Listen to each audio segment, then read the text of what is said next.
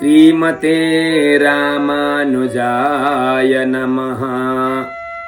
अथ श्री अतिमानुषस्तवः। श्रीवत्सचिह्नमिश्रेभ्यो नम उक्तिमधीमहे। यदुक्तयस्त्रयी कंठे यान्ति मंगलसूत्रताम्। अतिमानुषशीलवृत्तवेषैरतिवृत्तामरविक्रमप्रतापैः अतिलङ्घितसर्वलोकसाम्यं वरये वैष्णववैभवावतारम्। श्रेयः किरन्तु किरणाश्चरणारविन्द निष्यन्दमानमकरन्दरसौघदेश्याः। तज्जः श्रुतेर्मधुन ओत्स इति प्रतीता माङ्गल्यरङ्गनिलयस्य परस्य धाम्नः। श्रीमत्पराङ्कुशमुनीन्द्रमनोनिवासात् तज्जानुरागरसमज्जनमञ्जसाप्य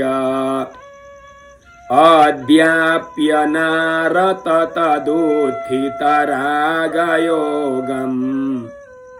श्रीरङ्गराजचरणाम्बुजमुन्नयामः। वज्रध्वजाङ्कुशसुधाकलशातपात्र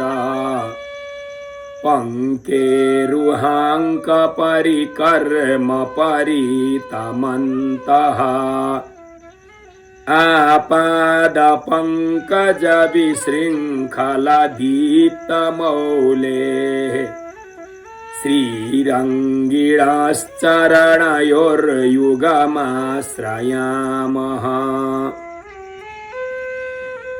श्रीरङ्गराजचरणौ प्रणुमो ययोः खल्वेकस्त्रिविक्रमविधौ वसुधामशेषाम्। व्याक्रसतसाचलकुलामपि विप्रकीर्णा स्थूलावलग्नशिखतामिव निर्णतोच्चम्। ज्ञानं बलं विपुलमीशन वीर्यशक्ति तेजांसि च त्रियुगभूयमुपागतानि। पूर्णानि षट् च परिगृह्य भवंश्चतुर्धा भक्तं जनं त्वमनुजग्रहितानुरागात्। एकान्तमङ्गलगुणास्पदमस्ताहेयम् नित्यं पदं तव यतस्तत एव देव। आम्नायते तदिह विश्वविरूपरूपम् तेनैव नन्विदमशब्दमरूपमाहुः। शब्दादिहेय इह गोचर इन्द्रियाणाम् तत्प्रत्यनीकविभवस्त्वमतीन्द्रियोऽसि। तेनैव तेन बत दर्शनमस्ति किञ्चिद् वाचोऽधियश्च तत एव न गोचरोऽसि। एवं स्थिते त्वदुपसंश्रयणाभ्युपायो मानेन केनचिदलप्स्यत नोपलब्धुम्। नो चेदमर्त्यमनुजादिषु योनिषु त्वम् इच्छाविहारविधिना समवातरिष्यः। शीलः क एष तव हन्तदयैकसिन्धो क्षुद्रे पृथक् जनपदे जगदण्डमध्ये क्षोदीयशोऽपि हि जनस्य कृते कृतित्वम् अत्रावतीर्य ननु लोचन गोचरो भुः यं पातकात् सुमहतोऽप्युदधारयस्त्वम् त्वत्पादवारि परिपूतशिराश्चयोऽभूत् तं वन्दसे किल ततश्च वरं वृणीषे क्रीडाविधिर्बत विलक्षणलक्षणस्ते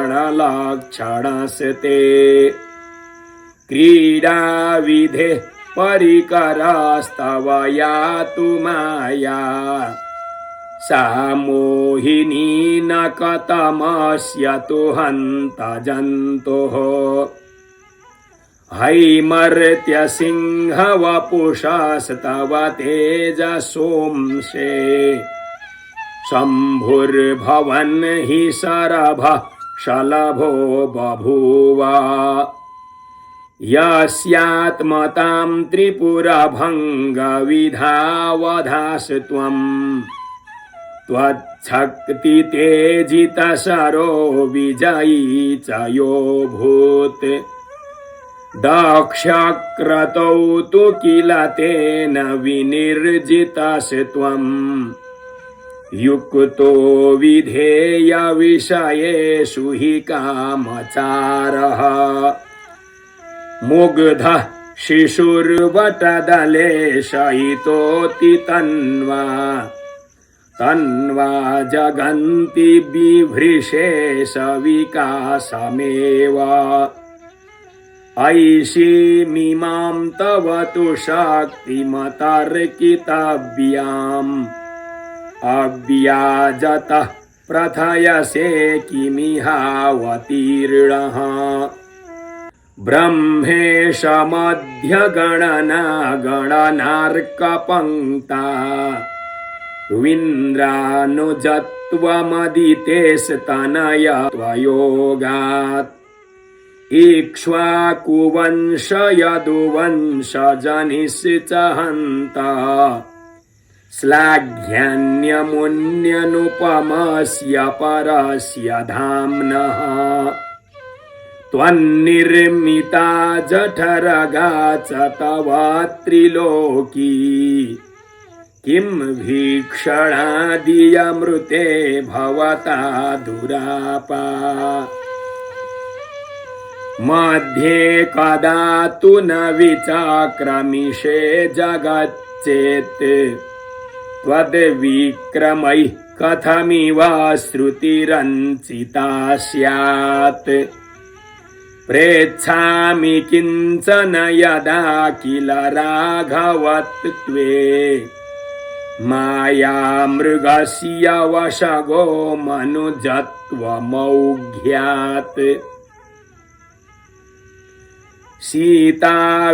सीतावियोगविवशो न च तद्गतिज्ञः प्रादास्तदा परगतिं हि कथं खगाय अक्षुण्णयोगपथमग्र्यहतं जटायुम् तिर्यञ्चमेव बत मोक्षपथे नियोक्तुम् शक्नोषि वेत्सि च यदा स तदा कथं त्वम् देवीमवाप्तुमनलो व्यथितो विचिन्वन् शालान् हि सप्तसगिरीन् सरसातलान्या नेकेषु मन्दजवतो निरपत्रयत्स्त्वम् तेष्वेकविव्यथनखिन्नकपिप्रणुन्नम् शाखामृगं मृगयसे स्म कथं सहायम् दासः सखा समभवत् तव यः कपीन्द्रस्तद्विद्विषं कपिममर्षवशाज्जिघांसुः त्वत्स्नेहविक्लवधियन्तमिमं कपीन्द्रम् विस्रम्भयन् सपदि सालगिरि न विद्यः यद्वा मृगं मृगयुवन् मृगयापथेन छन्नो जघन्थन तु शत्रुवदाभिमुख्यात् तद्युक्तमेव तव राघव वंशजस्य तिर्यक्षुनैव हि विपक्षतयोपचारः मानुष्यकं चरितमाचरितुं प्रवृत्तो देवातिगं चरितमङ्ग किमप्यकार्षीः यत् सागरे बत बबन्धितनाथ सेतुम् शैलैः प्लवङ्गमसमिङ्गितसम्प्रणुन्नैः यो विक्रमेण मनुजत्वविभूषणेन देवं वरं वरुणराजमजव्यज्येष्ठाः कृत्वोपदां दशरथं विधिरुद्रमुख्यैर्देवैस्तुतश्च सकिलेन्द्रजिताजितोऽसि अब्धिं न तेरिथ न जिगीथ राक्षसेन्द्रम् नैवास्य जिगीथ यदा च बलाबलं त्वम् निःसंशयः सपदि तस्य पदेभ्यसिञ्चास्तस्यानुजं कथमिदं हि विभीषणं च त्वं दक्षिणस्य निवसन्नु दधेस्तटेऽपि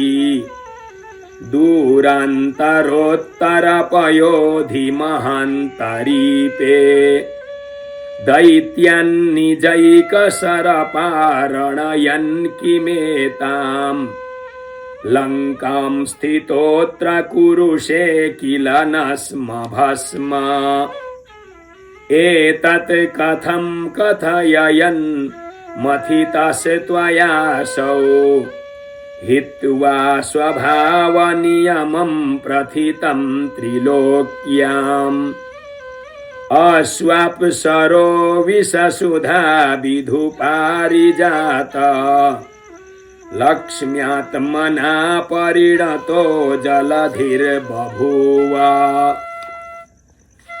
यत्तादृशागसमरिं रघुवीरवीक्ष्य विस्रम्यतामिति मुमोचितमुग्धमाजौ कोऽयं गुणः कतरकोटिगतः कियान् वा कस्यस्तु ते पदमहो वद कस्य भूमिः यल्लक्ष्मणस्त्वदनुजो रिपुशक्तिमुग्धः शत्रुर्गुरुर्हनुमतस्तु लघुर्बभूव एतेन वै सुविदितो भवदिन्द्रशत्रोर्मायास्त्रबन्धननिबन्धनजो विमोहः हा हन्त हन्त भवतश्चरणारविन्द द्वन्द्वं कदानुभविता विषयो ममाक्षुणोः योऽहं निरर्गलविनिर्गलदन्धकारैर्वृक्षैस्तृणैश्च सुलभं समयं व्यतीतः वंशं रघोरनुजिघृक्षुरिहावतीर्णो दिव्यैर्ववर्षित तथात्र भवद्गुणौघैः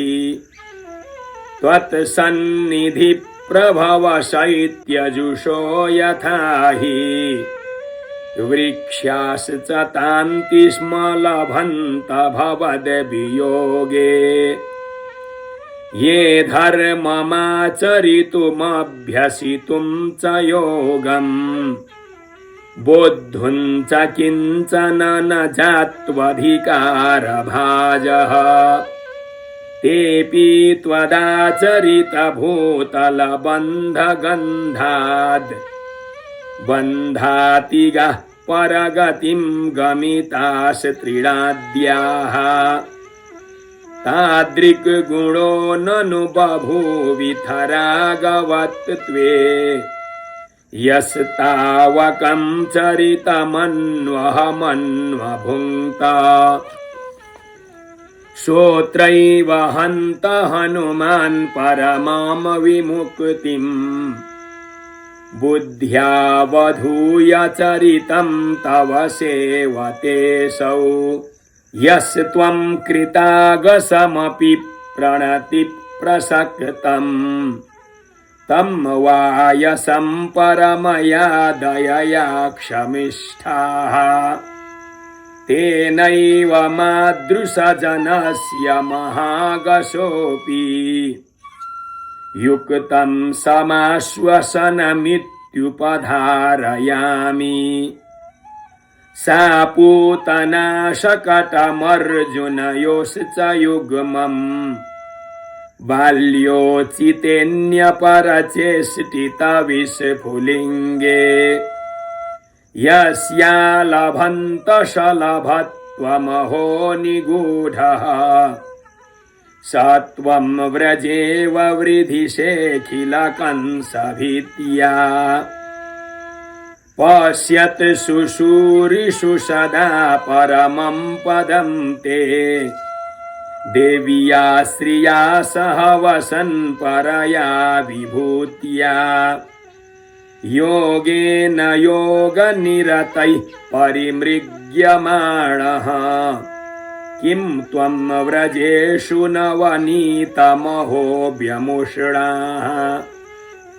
यं दुर्ग्रहं सुमनसो मनसापि नित्यम्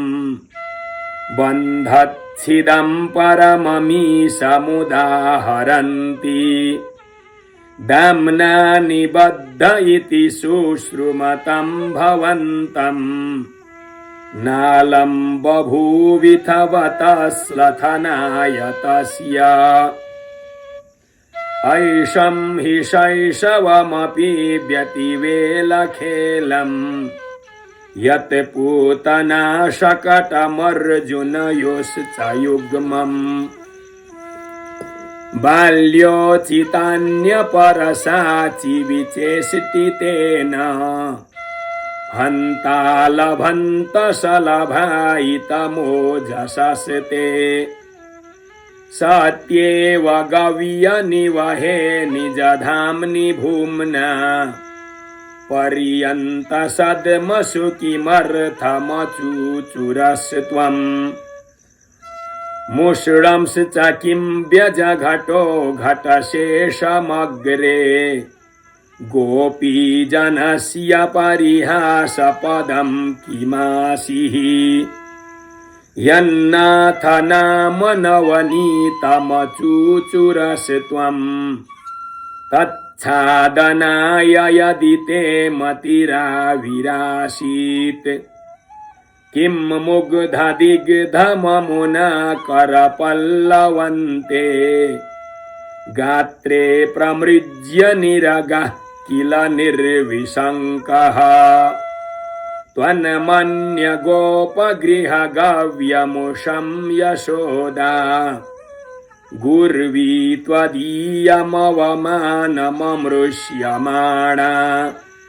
प्रेम्णाथ दाम परिणामजुषा बबन्ध तादृङ्न ते चरितमार्यजनः सहन्ते मात्रा यदि त्वमसि दामनि सन्निबद्धसे तच्चिच्छ्राविणामुदितचाक्षुष निर्झराणाम् बध्नासि हन्त हृदयं भगवन् कुतस्त्वं सर्वो हि वस्य विषये विवृणोति वीर्यम् कान्तालकान्तममलं कमलायताक्ष्या मुद्भ्रूविलासमुदितस्मितमुन्नसञ्च वक्त्रं वहन् परमगोपगृहेषु किं त्वं गोपीमनांसि नवनीतमुताभ्यमोषिः सर्वं गुणाय गुणिनामिति सत्यमेतत् यत् खल्विहेतरजने मलिनत्वहेतुः यद्गोपवेशविनिषेवणमुत्तमन्ते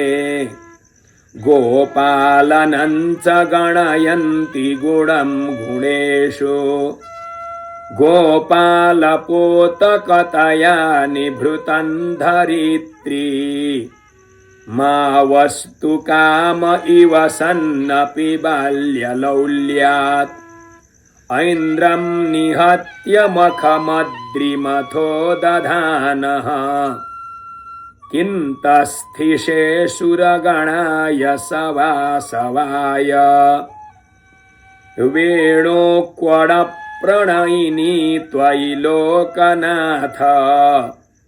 वृन्दावनं चरणसञ्चरणैः पुनाने भावास्तदा वनभुवः किल कीदृशस्ते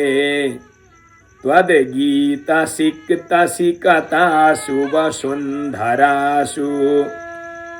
धन्यैः श्रुतं तदिह तावकरासकाले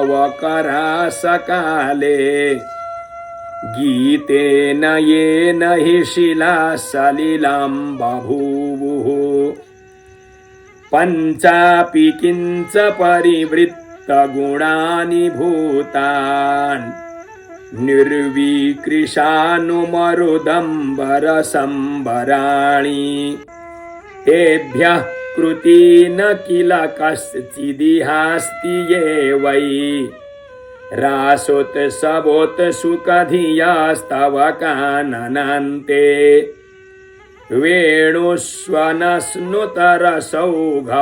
वेणुष्वनस्नुतरसौघपरिप्लुतान्ते स्वे श्रीकिणीरसनया लिलिहुर्भुजङ्गाः अम्भोदनीलमरविन्ददलायताक्ष्यम् पिच्छावतं समुररीकृतवेणुपाणिम् त्वां गोपवेशपरिकर्मितकायकान्तिम् धन्यस्तदा ददृशुरुन्मथितान्यभावाः गोवर्धनो गिरिवरो यमुना नदी सा वृन्दावनं च मथुरा च पुरी पुराणी अद्यापि हन्त सुलभः कृतीनां जनानाम् एते भवच्चरणचारजुषः प्रदेशाः वृन्दावने स्थिरचरात्मककीटदुर्वा पर्यन्तजन्तुनिचये बतये तदानीम् नैवालभामहि जनिं कहतकास्त एते पापः पदं तव कदा पुनराश्रयामः हा जन्मतासु सिकतासु मया न लब्धम् रासे त्वया विरहितः किल गोपकन्याः यास्तावकीनपदपङ्क्तिजुषो जुषन्ता निक्षिप्य तत्र निजमङ्कमनङ्गतप्तम् आचिन्वतः कुसुममङ्घ्रिसरोरुहं ते ये भेजिरे बत वनस्पतयो लता वा अद्यापि तत् कुलभुवः कुलदैवतं मे वृन्दावनं मम धियं च सनाथयन्ति यत् त्वत्प्रियं तदिह पुण्यमपुण्यमन्यन् नान्यत्तयोर्भवति लक्षणमत्र जातु धूर्तायितं तव हि यत् किल रासगोष्ठ्याम् तत् कीर्तनं परमपावनमामनन्ति या कंसमुख्यनृपकीटनिबर्हणोत्था सा निर्जितत्रिजगतस्तव नैव कीर्तिः गोपालनादि यदिदं भवदीयकर्मेत् याद्रीकरोति विदुषां हृदयं तदेतत् गोपालवेषपरिकर्म परावरेशम् यन्नामधाम परमं तमसः परस्तात् तत्पिच्छलञ्छनसुधामकृतोपवीतम् गोधूलिधूसरितकुन्तलमन्तरास्ताम् यद्वै जरासुतभयाद् विपला यथास्त्वम् तच्चिन्मनुष्यचरितानुविधानजं ते तर्हि त्रिलोकगुरुमीश्वरमीश्वराणाम् बाणाहवे किमिति शम्भुमजृम्भयस्त्वम् जातं कुतस्तदकृतज्ञविचेष्टितं ते पुत्रीयया किल वरं ववृषे वृषङ्कात् अक्षेषु शक्तमतिना च निरादरेण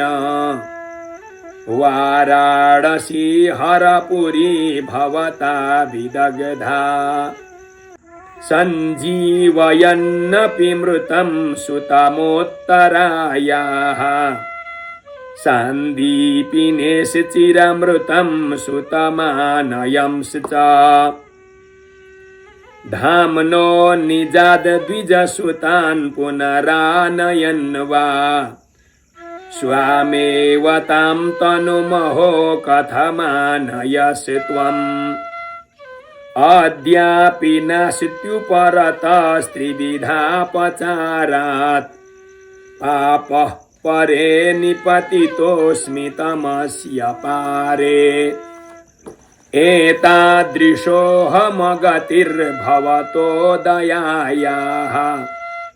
पात्रं त्वदीयचरणौ शरणं प्रपद्ये विस्रम्भणं त्वयि न यद्यपि मेऽस्ति नापि श्रद्धा यथोक्तवचनार्थगता तथापि वाचं त्विमां सकृदथाप्यसकृन्मयोक्ताम् सत्यं कुरुष्व दययैव दयैकसिन्धो पापीयशोऽपि शरणागतिशब्दभाजो नोपेक्षणं मम तवोचितमीश्वरस्य त्वज्ज्ञानशक्तिकरुणासु सतीषु नेह पापं पराक्रमितुमर्हति मामकीनम् पापीयशोऽपि शरणागतिशब्दभाजो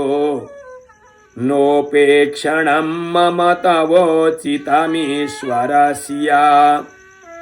तज्ज्ञानशक्तिकरुणासु सतीषु नेह पापं पराक्रमितुमर्हति मामकीनम् श्रीवत्सचिह्नमिश्रेभ्यो नम उक्तिमधीमहे यदुक्तयस्त्रयी कण्ठे यान्ति मङ्गलसूत्रताम् इति पञ्चस्तव्यामतिमानुषस्तवः। जय श्रीमन्नारायण। श्रीमते रामानुजाय नमः।